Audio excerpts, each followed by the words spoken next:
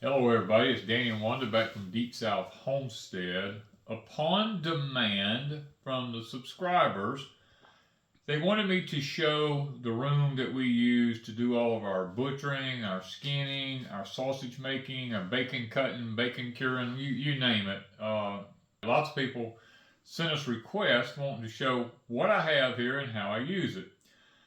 Now, when I first built this room, I was still in construction business, and there's the metal you see on the walls is just corrugated metal. I was building dog kennels and dog facilities for people to house dogs and stuff like that, and we were using a lot of the galvanized metal in those areas because they could wash them down with a water hose. And I got to thinking, I said, I had this place in my barn out here. I said, why don't I build my room out there where I skin my animals out of that metal in case I need to wash something down. I don't have to worry about it hurting it. So that's why we have the galvanized metal on all the walls in here. So what I've done is sometimes chickens have to come in the summertime when you butcher them. And it'd be 100 degrees here in the deep south. So what I've done was I came here and cut a hole in the wall, and I installed a little 110 AC unit right here in the wall. And in the summertime, if we're going to butcher chickens or turkeys or whatever, I come in here and turn this unit on ahead of time, and I let it cool this room down tremendously so it's not hot in here. You know, I had pre-planned this when we built the building, that this would always be a room for butchering and skinning. So when I poured the floor, we put a drain in the center of the floor.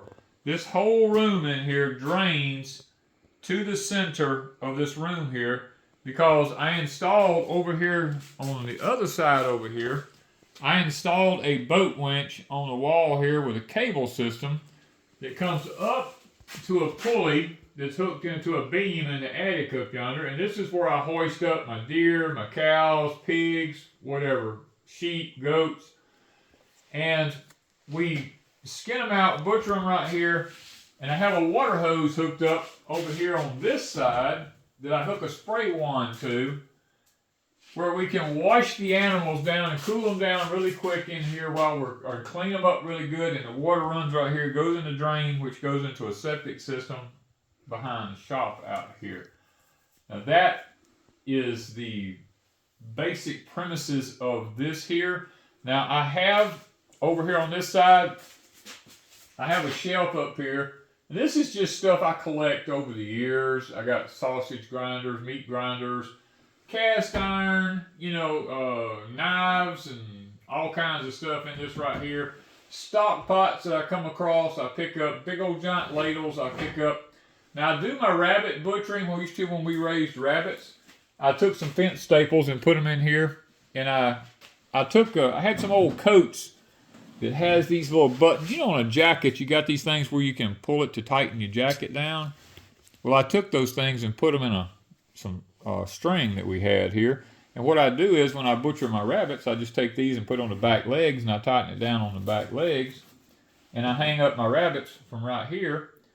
And I also kept my stick hanging right here. This is what we use to knock the rabbit behind the ears with. We just pop him behind the ears. I'll leave that right up there. And then I have a giant magnet right here. When you're actually butchering or anything like that, and you don't want to be, you can just throw your knife right there, and that magnet holds it in place while you're working on your rabbit. You're pulling down your stuff right here, and you need to grab your knife. You can grab it right back up, and then you drop it right back. It's not falling on the floor and all kinds of stuff like that. Now, over here on the winch thing, I have a squirrel skinner right here that I made. You can stick the squirrel's head down in this here to pull his hide off of him in the back. I have these two hooks right here that you can hook catfish under the jaw on. You can hang them down. You can skin your catfish out right here with a bucket underneath them. Now, when I originally built this, I had a big hot water heater here in this corner, which is what this 220 wire was for my hot water heater. But we've since taken that out, and I came in here and I had a designated circuit sitting right here for a freezer that I put in. And we keep a little small deep freeze in here to keep our meat in. Lots of times we chill our stuff while we're cutting it up, and we need to chill it down. This was before we had the walk-in cooler. Now we have the walk-in cooler, and the deep freeze is just for the meat once we've processed it. Now, if we come on around the room, I have a board that I put on the wall here, and I took my jigsaw and I cut holes in it for all the knives and different utensils that I use whenever I'm skinning out and butchering animals. I keep all my Sawzall blades here. I have stainless steel ones. I have regular ones for cutting up animals and stuff. And then up above it, I actually got this idea from Kevin at Living Traditions. Him and Sarah, when they were butchering chickens, Kevin made one of these.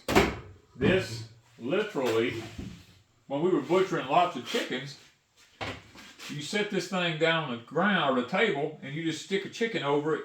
We could do 4 chickens at a time, let them be air drying after we finish the butchering process, and it works great. It works really, really good. I'm really thankful that Kevin put that out there so that we have that.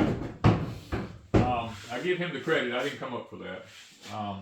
Now we do keep our stainless steel pans over here. We have some stainless pans with lids on them. And I have a bacon slicer in here that's, well, we call it a bacon slicer. It's actually a deli slicer. It's made for slicing the square stalks of cheese and stuff like that. For years, I used this for bacon. Worked out really good for that.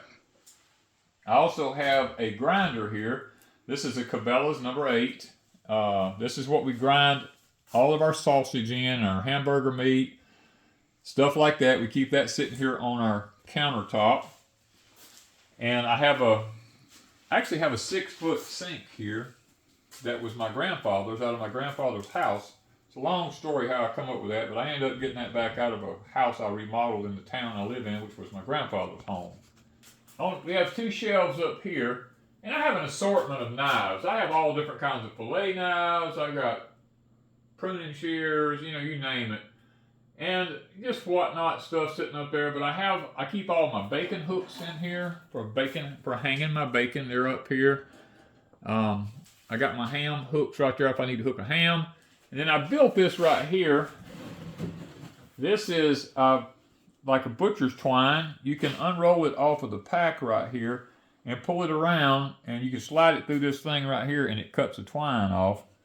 So I actually keep another roll of twine up under that right there, so we have 2 rolls of it, because you're always needing butcher's twine. And then I have another sausage grinder up here. I have shrink wrap bags up there for the chickens when we do the chickens. This is all seeds and salt and stuff like that. I have all my boxes. I keep all my boxes from things whenever I buy them. So these are just boxes from things. And then here I keep my baking soda, and we keep some vegetable oil in here for various reasons. And we have all these Ziploc bags for when we do our meats and stuff like that. We have rubber gloves in here for that. We have a little set of scales we use. We have a paper dispenser here that we use for our wax paper. Then when we're butchering, we can take this and just, you know, when you need to cut a piece of paper off and lay it down, wrap your meat up. That's what that's good for, right there. Now I keep my tape is all in my dispensers all underneath it. Now this one here is not just that. This particular one here is when you put your meat in these little 1-pound bags, you can push it down in that. It tapes it and seals it off at the same time. Now I keep other things like freezer tape over here. I keep lots of rolls of freezer tape here. Shears, pins. This is deli paper here. We bought the wrong roll one time. We thought we had freezer paper and it ended up being deli paper. We just keep it for laying on the table if we're butchering an animal or something like that.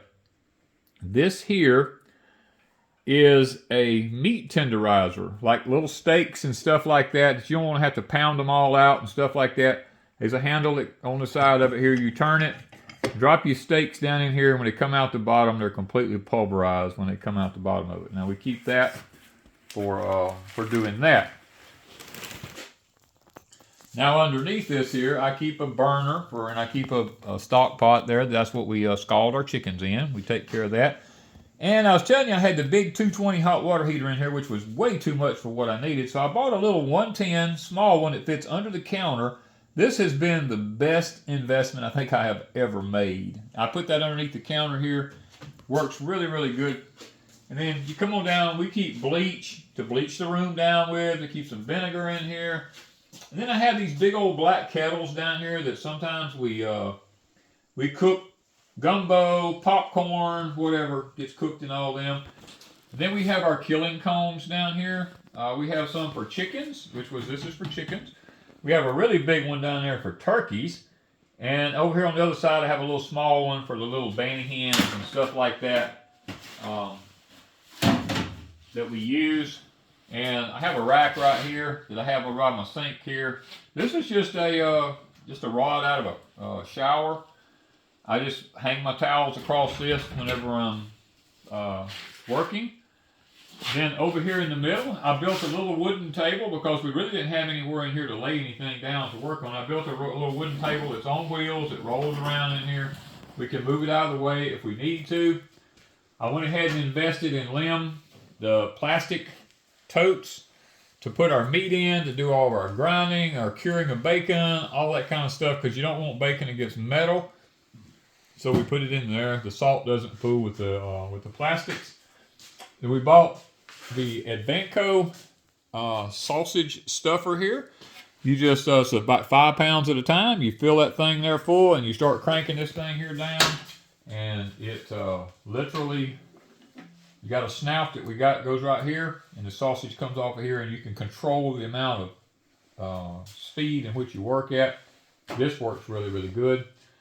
This we bought, this is a real true bacon slicer. This thing here, this thing, boy, it's a humdinger of a deal.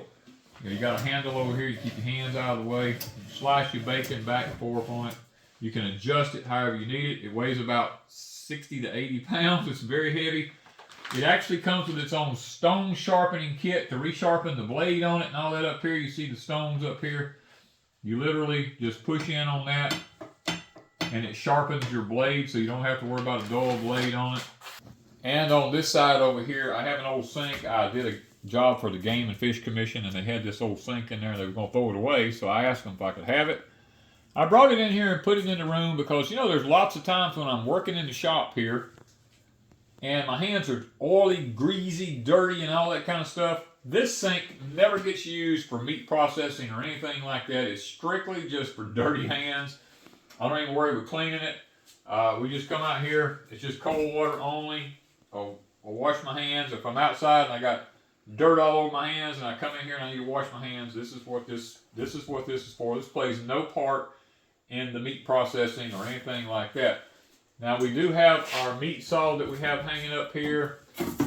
We have our fish skinning boards. I actually have several packs of these plastic aprons up here that we use, and then I have another basic meat butchering kit there. And then we have some plastic totes down here. We have this is a little banty hen killing cone I was telling you about. I have here. Keep our shade cloth in here for our little raised beds out there. More vinegar. And plastic totes like this make the best place to store things. Now, like this one right up under here has a couple of 100 pounds of just pure salt for like curing meats and stuff like that. It stays packed away up under the table there. Well, guys, I pretty much covered everything in the room here, except I keep brand new 5-gallon buckets in here with lids for them. This is a frame. This is an old, this is a freshwater hose, a drinking water one that's got left laying outside. I keep a folding table system here. I can fold this out and put a piece of plywood across the top of it. And I have these things I made here. Most people would look at that and go, what in the world is those right there? This, I took a rod, I threaded it, put the nipple on it there. I have these 2 handles on it here. These big old black kettles here have a hook on each side of them. And where 2 people or 4 people, whatever it takes to pick it up, can pick up the black kettles. I actually have 2 of them here. And you can walk off with a black kettle. Or if you have them on a fire and you're cooking in it and it gets too hot and you need to move it off the fire, you can take those big hooks and reach down and grab that real hot kettle, and you can pick it up off of the fire and you don't have to worry about being burnt. So I think I've pretty much I've pretty much covered everything in here. Now I also have my N95 mask. Don't ask me what that's for, because I'm not going to tell you on this video. I actually keep things like this. Is homemade. This is a leather strop here, like for when you get through with your knife. You know, you can. And I have a leather compound on it. We have a bar here. I take that bar and I rub it up and down it like that. Lay it back up there. And then you can run your knife up and down it like this. And it puts a razor sharp edge on it. That's what that's for. Okay, you see it sitting up there and you don't know what it is. Then we have these things here. Lots of people do not know what these are. When you cut like a roast or something like that, these can get any bone fragments or anything like that. You just drag it down the meat and it cleans the meat off where it looks really nice and clean. I keep several of those in there also. Okay, we also keep things like catfish skin and pliers. If you go back and watch my deer processing video, you'll see that this is one of the best tools you can use. Pulling the hide off a deer, a pig, a goat, whatever, fish. And we keep a variety, like I showed you the leather strop up there. We keep wet rocks in here to sharpen the knives with. I have the sharpening stones right there also. I keep all this stuff in here to make the processing as nicely as possible. So that pretty much sums up my room that I have here and what I use it for and how I use it and what I stock it with. So maybe that answers a lot of these questions about what we do here at Deepsouth Homestead to make our meat processing as, I guess you might say, as clean as we possibly can. Now, in the future, I hope to build a new one. And because this one has turned out to be a little bit small for what I really thought, I need a little bit larger. And I probably will do a few things a little bit different. We also have videos on the walk-in cooler right here that I built and used a COOKBOOK to cool it down with, so you don't have to buy the expensive stuff to make a walk-in cooler. If you want to watch that video, we'll try to get a link in the description up here for that. And of course, you always want to keep a fly swat. I don't know nowhere that there's no flies. So, guys, once again, thank you for watching, and maybe this will help you get a little bit better prepared for your butchering and your processing of meat where you live at. Thank you guys from Deepsouth Homestead.